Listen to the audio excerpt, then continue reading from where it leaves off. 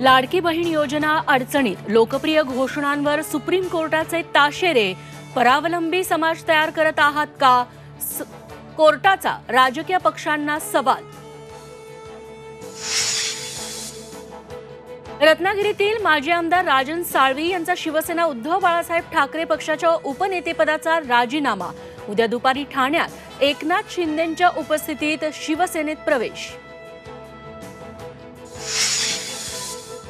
सुदर्शन घुलेच्या अडचणीत वाढ, पवनचक्की प्रकल्प खंडणी प्रकरणी आवाजाचा नमुना तपासणार.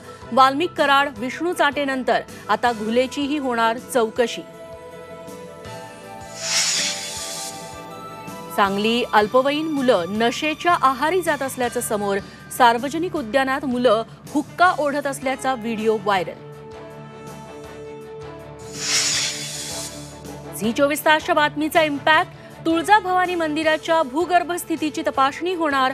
मंदिरातील गाभाऱ्याला तडे गेल्याची दाखवली होती बातमी.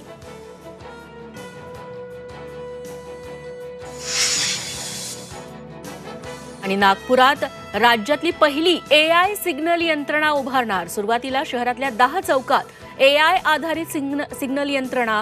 यश मिळाल्यास 161 सिग्नल्सवर होणार वापर.